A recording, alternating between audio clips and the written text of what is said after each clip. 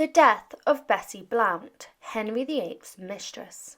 In the tumultuous court of Henry VIII, where power dynamics shifted like the tide, one woman stood out, Bessie Blount. Despite facing mistreatment and abandonment at the hands of the king, Bessie's character shone through with remarkable kindness.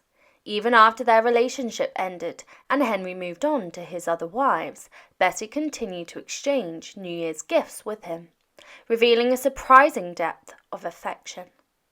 This unexpected gesture hints at a complexity beneath the surface of their relationship. Additionally, Bessie's modest salary as a royal lady-in-waiting highlights the challenges that she faced in a world dominated by hierarchy and ambition. Let's explore the intriguing story and death of Bessie Blount, a woman whose resilience and humanity transcends the pages of history. Bessie Blount's story is a captivating one, entwined with the tumultuous and often treacherous politics of the Tudor court. Born Elizabeth Blount in the early 16th century, she rose to prominence as lady-in-waiting of Henry VIII's queens, Anne of Cleves. However, it was her role as Henry's mistress that secured her a lasting place in history. During her time as Henry's mistress, Bessie enjoyed considerable favour and influence at court. She bore Henry a son, Henry Fitzroy, who would later become the Duke of Richmond and Somerset. Fitzroy's birth solidified Bessie's position in Henry's affections, earning her the envy and resentment of many of her peers.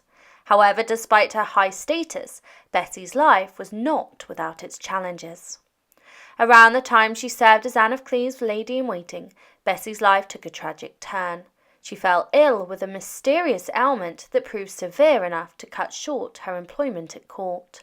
Forced to return to her husband for recovery, Bessie never had the opportunity to serve Henry's next queen, Catherine Howard.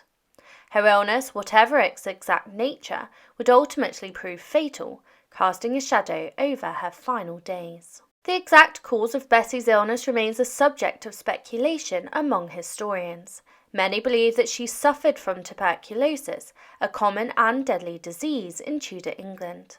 Tuberculosis, or consumption as it was known at the time, ravished individuals indiscriminately, claiming lives with ruthless efficiency.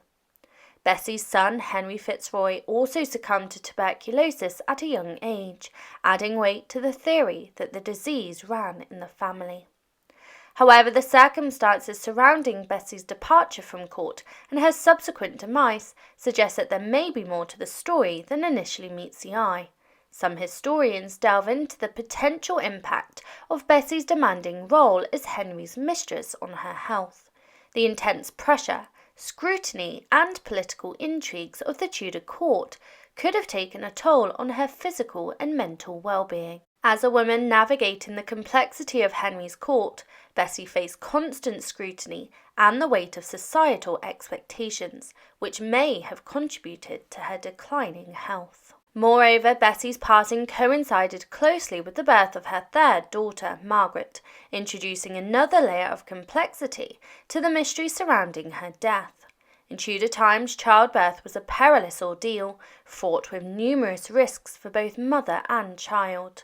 Complications such as postpartum hemorrhage, infection, and eclampsia were common, posing significant threats to maternal health.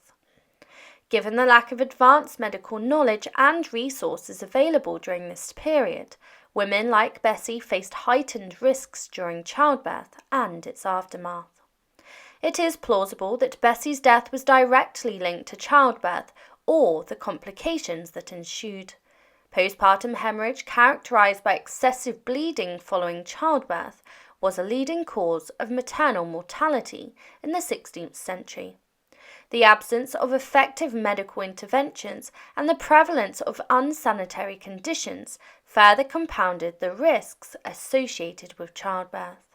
Additionally, the possibility of infection or other complications arising from inadequate medical care cannot be discounted, highlighting the harsh realities faced by women during this era.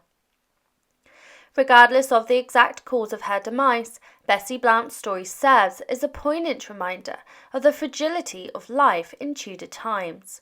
Despite her status and influence at court, She was ultimately vulnerable to the ravages of illnesses and mortality. Her untimely death deprived her of the opportunity to witness the turbulent events that unfolded in the aftermath of Henry VIII's reign, leaving behind a legacy shrouded in speculation and conjecture. Bessie's tragic fate underscores the challenges faced by women of her time and the enduring mysteries that linger within the annals of history. Bessie Blount's life, though marked by influence and longevity by Tudor standards, concluded in a manner shrouded in obscurity and indignity. Despite potentially reaching the relatively advanced age of 40 or 41 for her time, her burial site remains unknown, lost to the annals of history. This lack of acknowledgement underscores her marginalisation by historical accounts, leaving her final resting place a mystery that persists to this day. Moreover, Bessie's story takes a tantalising turn, with rumours suggesting that she was not merely a mistress, but a candidate for the lofty title of Queen. In the wake of Anne Boleyn's execution, Henry VIII entertained the notion of formalising his relationship with Bessie, considering her as a potential wife. With a son already born from their liaison, Bessie seemed a viable candidate to secure Henry's ambitions. However, fate intervened, and Henry ultimately chose Jane Seymour as his third consort, who later bore him the long-awaited male heir. This decision relegated Bessie to the shadows of history, her aspirations of queenship dashed by the existence of royal politics.